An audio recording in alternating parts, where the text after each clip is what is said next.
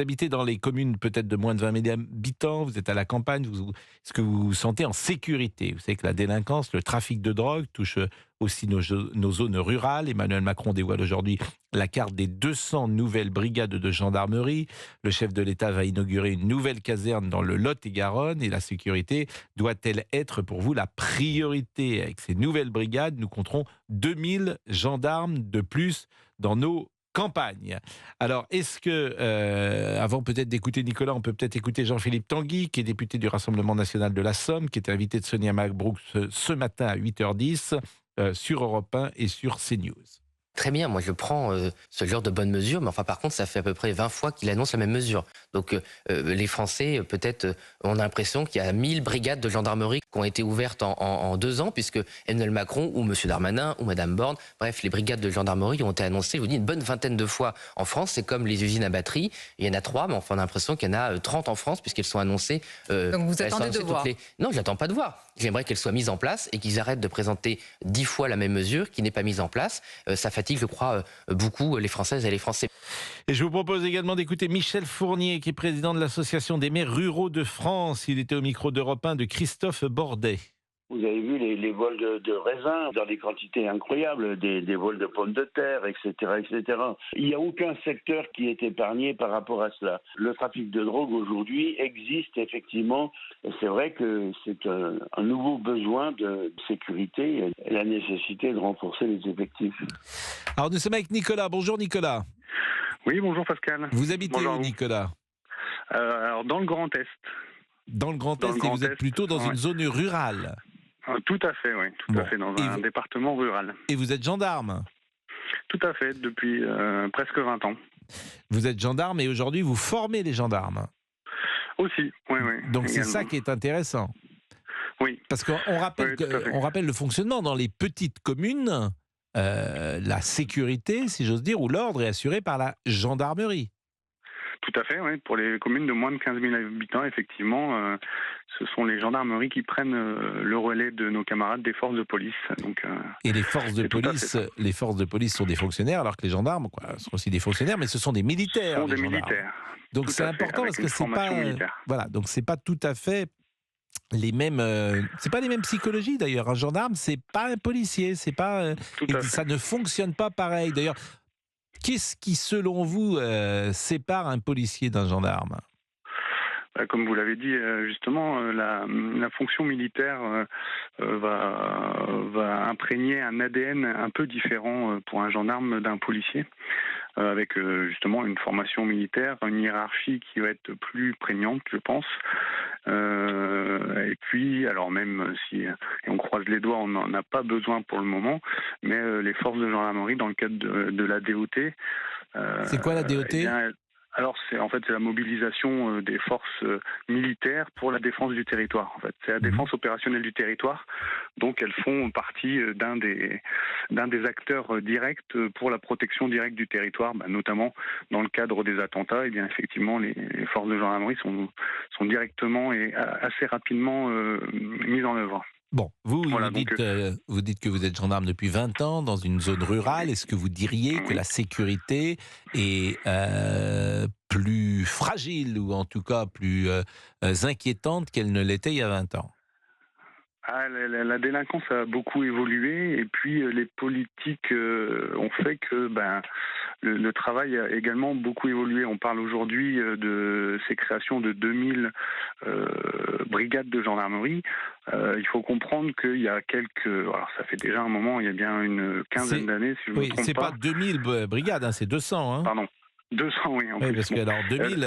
oui, c'est vrai. On va marquer une pause d'ailleurs. Ce que je vous propose, c'est qu'on marque une pause, parce qu'il est 11h52, et on revient avec quand un gendarmerie, dans la gendarmerie, ou les gendarmeries, dans la gendarmerie. Vous connaissez cette chanson, Monsieur Boubouk? Évidemment, comme toute celle que vous Vous avez chantez. le droit de pas la connaître. Non, je la connais pas. Moi, je la connais pas, non. Non. Vous la connaissiez pas?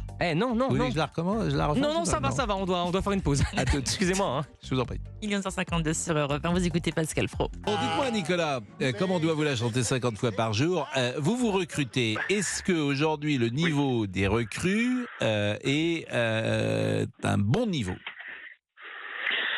Eh bien, malheureusement non. Malheureusement non.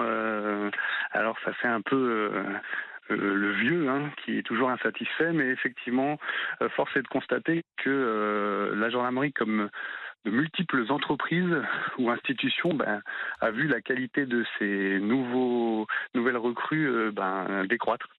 Parce que peu d'intérêt peut-être, malgré les spots publicitaires ou les reportages, etc.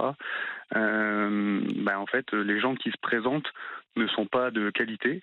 Et la gendarmerie même est obligée d'aller récupérer des gens qui n'ont pas réussi le concours. Alors justement, ça m'intéressait. Comment on entre dans la gendarmerie? Quels sont les critères? Alors, il y a des tests intellectuels et des tests physiques. Alors, mais des tests intellectuels, c'est quel niveau? C'est niveau bac? Non, il n'y a pas besoin d'avoir le bac. Ce sont des tests, on va dire, à un niveau... avec l'éducation nationale, maintenant, c'est un peu compliqué aussi de jauger le niveau, mais on va dire que c'est des tests niveau lycée. D'accord, première, mais alors, c'est tests de vocabulaire, de grammaire, de culture générale? De logique, voilà, c'est ça. De logique, dit Géraldine. Alors, voilà. Et de la psychologique, et il y a aussi des tests psychologiques et psychotechniques aussi. Mais voilà, effectivement, le niveau de français est assez déplorable. Voilà. Donc, moi, j'ai été amené à corriger aussi des copies en police judiciaire ou en police routière, comme on dit, avec des rédactions de PV. Heureusement que l'outil informatique fait une partie du travail, parce que dès qu'on demande, on demande encore à l'ancienne des comptes rendus ou des écrits manuscrits. Et là, quand il n'y a plus de correcteur automatique, on voit que c'est compliqué, quoi. Bon, c'est quand même ennuyeux parce que c'est les gens qui ont en charge la sécurité. Alors, ce que je vous propose, c'est de faire une nouvelle pause et on revient avec vous, cher Nicolas, puisqu'il y aura à 12h, comme vous le savez, le flash d'Émilie Dez. À tout de suite. Il est 11h58, vous écoutez Pascal Pro sur Europe 1. Bonjour à tous. Émilie Dez. Bonjour à tous. Les cours ont été suspendus ce matin dans un lycée de Tourcoing après des menaces d'attentats.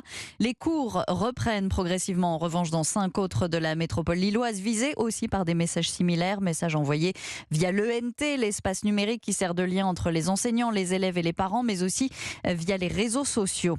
La sécurité au cœur du déplacement d'Emmanuel Macron aujourd'hui dans le Lot-et-Garonne. Le chef de l'État va dévoiler dans la journée la carte des 200 nouvelles brigades de gendarmerie. Certaines seront fixes, mais la majorité seront mobiles. Les premières seront installées dès novembre. Les producteurs de foie gras y voient une lueur d'espoir. Les canards vont être vaccinés dès aujourd'hui contre la grippe aviaire. L'idée est de protéger les élevages et de mettre fin aux abattages préventifs d'animaux. Des dizaines de millions de volailles ont été euthanasiées ces dernières années. Les pertes économiques se chiffrent en milliards d'euros. Nouveau variant, recrudescence des cas face à la reprise de l'épidémie de Covid. La campagne de vaccination est avancée de 15 jours. Elle débute aujourd'hui. Les populations les plus à risque sont visées, mais tout le monde peut se faire vacciner à condition de respecter un délai de 6 mois après sa dernière injection. Et puis on vient d'apprendre que le Nobel de médecine a été attribué à la Hongroise Katalin Karikó et à l'Américain Drew Weissman pour le vaccin ARN messager qui a ouvert la voie au vaccin contre le Covid. Ni violeur, ni prédateur mis en examen pour viol et agression sexuelle. En 2020, Gérard Depardieu se défend dans les colonnes du Figaro. Jamais, au grand jamais, je n'ai abusé d'une femme, assure l'acteur. Il dénonce un lynchage orchestré par le tribunal médiatique. Donald Trump assistera à son procès civil pour fraude, procès qui s'ouvre aujourd'hui à New York. L'ancien président américain est accusé d'avoir surévalué pendant des années ses actifs immobiliers. Toute cette affaire est une imposture, dénonce Donald Trump, qui risque 250 millions de dollars d'amende. Total Energy, de nouveau dans le viseur des associations pour climaticide. 4 associations de défense de l'environnement ont déposé plainte contre le groupe et son projet pétrolier en Tanzanie et en Ouganda. Total Energy assure ne pas en avoir connaissance. Les ministres européens des Affaires étrangères sont arrivés à Kiev, un événement qualifié d'historique par l'Ukraine, puisque, je cite, pour la première fois, cette réunion a lieu à l'intérieur des futures frontières de l'Union européenne. l'Ukraine.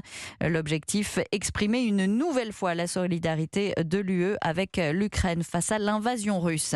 Et puis après un week-end estival, de nouveaux records de chaleur risquent d'être battus aujourd'hui. On attend jusqu'à 36 degrés dans le Béarn, jusqu'à 34 dans le centre. Le mercure va chuter demain avant une nouvelle remontée des températures d'ici ce week-end. Eh bien, merci beaucoup, Émilie. Il est 12h03. Europe 1, 11h, 13h, Pascal Praud et vous. Bien, écoutez Cruchot, bien, Alors moi il met pas, bien, n'est-ce pas? C'est pas comme ça, permanence, bon. Eric est avec nous. Une brigade d'ailleurs, je ne sais même pas combien c'est de personnes, une brigade de gendarmerie. Eric est avec nous. Vous êtes gendarme? Ah non, je suis retraité depuis pas mal d'années. Retraité de la gendarmerie? Oui, tout à fait. Mais quand on dit une brigade, parce qu'il y a 200 brigades aujourd'hui qui vont être inaugurées, en tout cas pas toutes ensemble, mais le projet c'est de mettre 200 nouvelles brigades de gendarmerie sur le terrain. Une brigade, c'est combien de brigadiers? À l'époque où je travaillais, en fait, c'était des effectifs qui variaient suivant l'importance de la circonscription, comme on disait. C'était en général entre 8 et 15. Mais en fait, pour ne rien vous avouer, ne rien vous cacher, moi, toutes ces mesures-là, ça me fait bien rire. Parce que là, on est en train de réinstaller ce que l'on a fait disparaître sur les 25 dernières années, en fait. Bah oui, mais tant mieux si on a fait une erreur. Quoi, tant mieux si on a fait une erreur, mais si on a fait une erreur et qu'on la rectifie, c'est dommage, bien sûr, de l'avoir faite, mais c'est mieux que rien. Moi, vous savez, je me demande aujourd'hui que font tous ces gens qui nous gouvernent, qui plombent les comptes de l'État depuis plus de 3 000 milliards et qui ne sont pas capables d'assurer la sécurité des citoyens. À titre d'exemple, avant, il y a une vingtaine d'années, 25 ans, quand je travaillais encore, le délai d'intervention d'une gendarmerie vis-à-vis de la population, c'était en gros quoi? C'était 15 minutes. Aujourd'hui, vous regardez les brigades, elles mettent plus de 40 minutes pour intervenir au domicile d'un citoyen. C'est franchement scandaleux. Et comment vous expliquez ça? Parce qu'il y a des regroupements de brigades. Aujourd'hui, vous allez dans une gendarmerie. D'ailleurs, faites l'expérience. En zone rurale aujourd'hui, très difficile de voir une gendarmerie ouverte. Ils travaillent C'est-à-dire que vous savez, par exemple, le nombre de gendarmeries qu'on a fermées ces dernières années? Je ne le sais pas. Mais vous travaillez où lorsque vous étiez en place? Ah ben moi, j'ai été gendarme sur la périphérie de Troyes, par exemple. Et cette gendarmerie, elle est toujours en place? Ah bah la gendarmerie de Troyes a disparu à ma connaissance, et puis il y a plein de gendarmeries aux alentours qui ont également disparu. Vous avez quel âge, Eric? Moi j'ai 63 ans. Donc vous êtes plutôt jeune, vous êtes en retraite depuis combien de temps? Ah, depuis pas mal d'années déjà. Mais c'est-à-dire, quand on est gendarme, on part très tôt à la retraite? Bah, disons qu'on fait partie d'une corporation, on est sous institution militaire, donc comme tout bon militaire, à 15 ans et 6 mois, on peut prendre sa retraite. Bon, maintenant peut-être que les lois ont évolué, je sais pas. Mais vous n'avez pas fait que 15 ans de... Toute votre carrière professionnelle, vous l'avez faite dans la gendarmerie? Moi, j'ai fait 18 ans exactement. Mais il y en a beaucoup qui sont partis. Hein. Mais avant, vous n'avez fait que 18 ans de vie professionnelle? Dans la gendarmerie, bien sûr. Oui, mais avant, vous aviez fait autre chose, j'imagine, votre vie... Bien sûr, j'avais des études, j'ai été recruté. Non, mais j'entends bien, mais en vie... Les études, c'est pas professionnel. En vie professionnelle, vous avez fait que 18 ans? J'ai fait 18 ans et après, j'ai créé ma société. Ah oui. Et voilà. Voilà, c'est ça. Vous avez créé une société au bout de 18 ans et aujourd'hui, vous êtes en retraite ou vous l'avez toujours, cette société? Ah bah non, moi je travaille toujours. Hein. Oui, d'accord, mais j'essaye de... Ça fait 25 ans que j'ai créé ma société. D'accord, et qui avait un rapport d'ailleurs avec la sécurité? Absolument pas. D'accord. Et vous avez quitté, j'imagine, la gendarmerie parce que financièrement, c'est pas non plus peut-être... lorsqu'on est jeune, ça peut être intéressant, mais peut-être qu'au bout d'un moment, vous avez souhaité avoir une carrière ou une vie professionnelle financièrement plus intéressante? C'était pas une question... c'était certainement pas une question financière. C'était une question... de bien-être professionnel, figurez-vous. Et si vous regardez aujourd'hui tous ces gendarmes, je sais pas, mais tous ces policiers qui mettent fin à leur jour pour des raisons bien souvent exclusivement d'ordre professionnel. Si je suis parti, c'était aussi pour ça. Et c'était déjà il y a 25 ans. Bah, bien sûr. Donc Bien déjà, sûr. le verre était dans le fruit, d'une certaine manière, de la Exactement. société française. Mais exactement, Ça a été parce qu'il y avait... un long cheminement vers le bas, selon vous. Exactement. Et moi, je connaissais, à mon époque, même sur les 25 dernières années, je connaissais des enquêteurs hors pair. Je peux vous garantir des enquêteurs hors pair qui sont partis de la gendarmerie pour aller travailler dans des services d'enquête, dans des compagnies d'assurance, par exemple. Et ça, pour moi, c'est très, très, très grave. Oui, parce que relativement dommage. l'État est peu attractif et soumis à des pressions très rudes, et en tout cas un stress très rude, et on peut comprendre effectivement que ces gendarmes, s'ils ne se sentent pas épaulés, s'ils ont le sentiment qu'ils n'ont pas les moyens de travailler, si en plus ils sont agressés, ils préfèrent faire autre chose. Ça peut Il y a s'entendre. un très gros travail à faire, croyez-moi. Surtout avec les nouvelles générations de gendarmes qui arrivent. Je rejoins un peu ce que disait tout à l'heure l'auditeur. Il y a un très très gros travail à faire. Ce que disait Nicolas, oui, parce que comme en fait c'est peu attractif, vous attirez peut-être des gens qui ne sont pas forcément les meilleurs. C'est des cercles vicieux. Et puis même, non seulement rien de ça, il y a certainement un autre travail à faire que d'empoisonner les citoyens sur des routes pour des banalités, finalement. Je pense qu'il faut être là au bon moment puis faire du travail qui tient la route, c'est tout. C'est ce qu'on a essayé de faire, nous, à notre époque, et ça n'a pas fonctionné, quoi. Merci, parce qu'on va changer, je pense, de sujet. On va pouvoir parler dans quelques instants du Covid.